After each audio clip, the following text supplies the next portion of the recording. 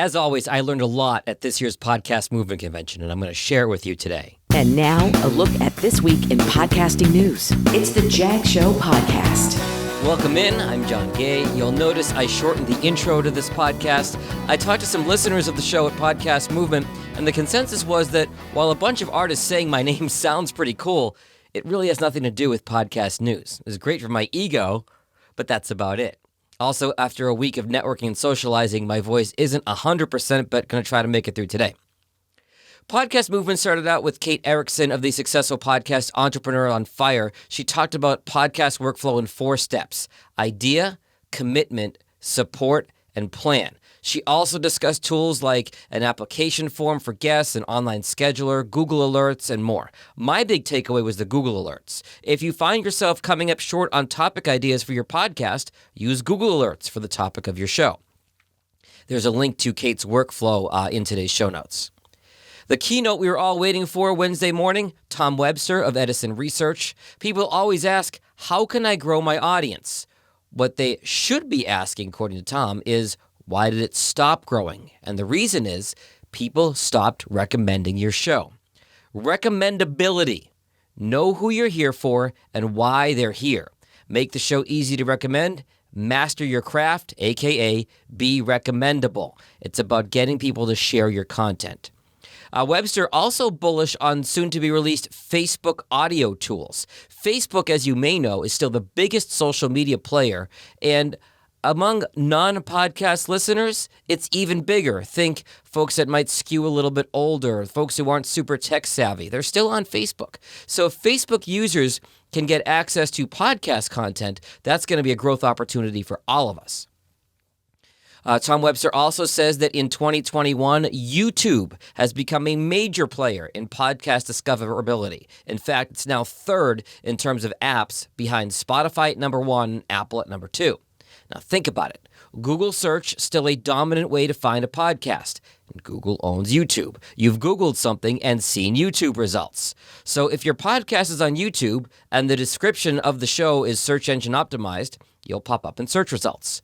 Now this isn't to say you have to have a video version of your show, but at least put the audio with your logo up on YouTube with a good description. It'll help your searchability and your SEO. Email, an important tool in marketing your podcast. Great session I went to from Megan Nesta of Aweber. Social media is great, but if you post your podcast on social with nowhere else, you're dependent on somebody else's algorithm to show up to people. Email will let you reach your audience directly, and you can, of course, see data on open rates and click-throughs. It's also a great way to build a personal connection for your brand and offer bonus content. You should have an email list for your podcast. Another great Wednesday session, Todd Cochran from Blueberry. Having a website for your podcast, absolutely crucial.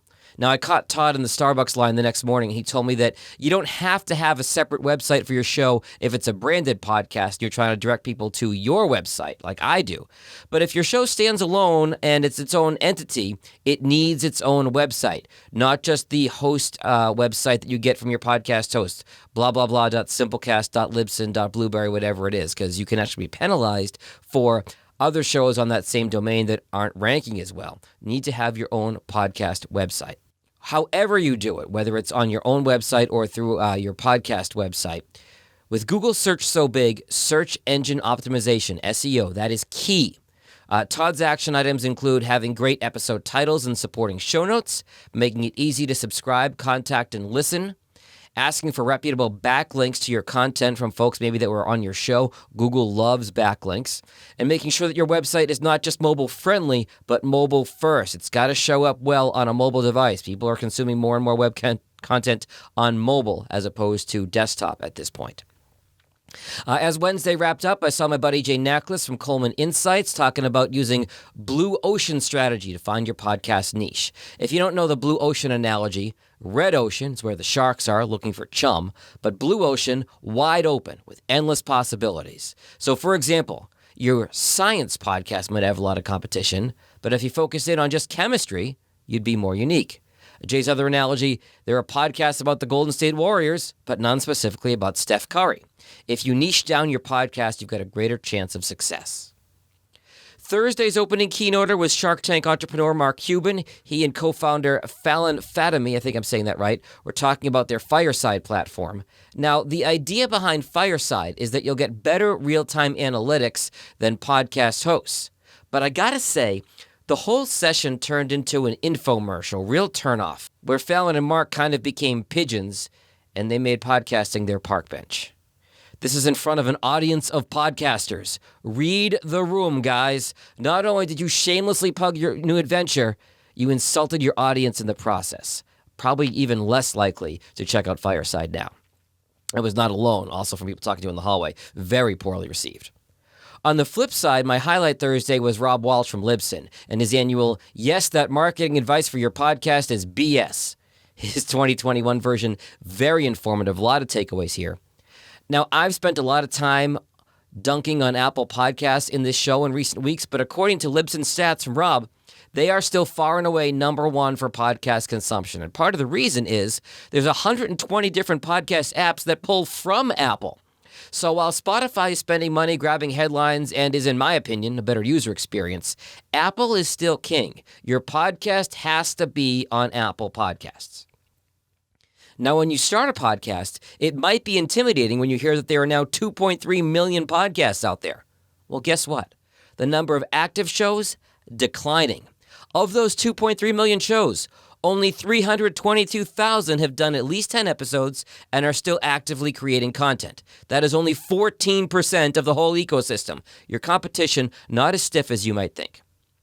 Next myth from Rob Walsh that he busts, your podcast needs to be on video. I mentioned this earlier. Not true. Many, in fact, most of the top podcasts in Apple are audio only. Now, we have more time in the day to consume audio than we do video because audio is more portable. So audio should be your priority.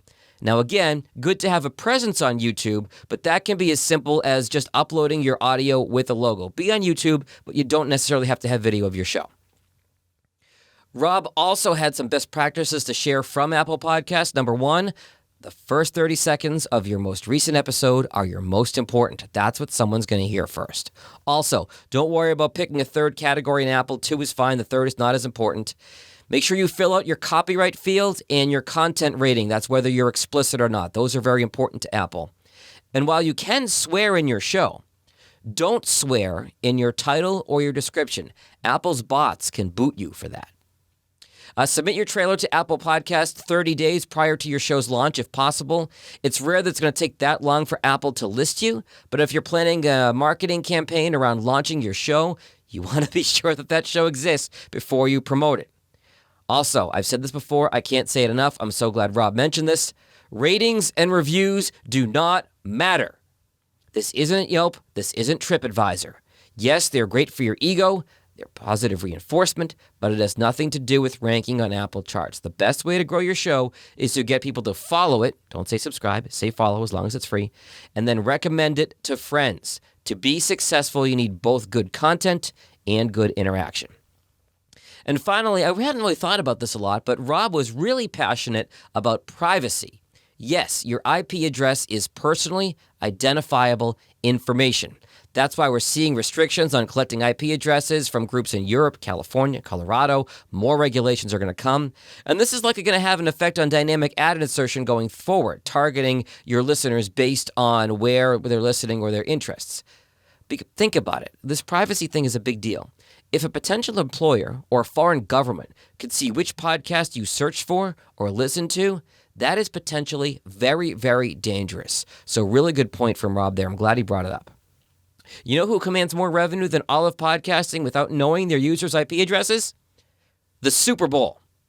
Rob didn't say this specifically, but if you take the time to get to know your listeners, you'll be able to serve them relevant ads without taking their personal information. My 2 big action items coming out of Podcast Movement: optimize my podcast and website for SEO, and start an email list where I can send you my content every week. If you'd like to sign up for my weekly email, there is a link to do that in today's show notes. Finally, I gotta say, it was really great to attend an in-person event. Yes, there was some angst about the Delta variant, especially considering I flew down on Delta. There was the Delta area of the convention center where most of the seminars were. But as a vaccinated person, I took some calculated risks. I don't have any symptoms, but I got COVID tested before I left and when I got back because I felt it was the responsible thing to do before and after being around so many people. Seth Ressler from Jacobs Media did a great write-up on the weirdness of attending an in-person event at this stage in the pandemic. That is linked in from today's show notes. And I'll wrap up by saying this. There were so many panels at Podcast Movement that I wanted to attend, but I couldn't because of time constraints or running concurrently with other seminars. I bought the virtual pass. I have a lot more seminars to watch when they get released, the videos online later on. And once they are posted online, I'm going to have more to consume and hopefully more to report back to you.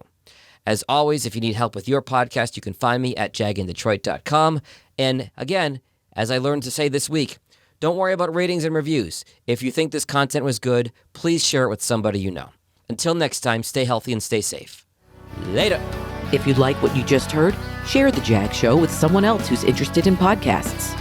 You can also follow The Jag Show on Apple Podcasts, Spotify, or wherever you get your podcasts. Visit jagindetroit.com.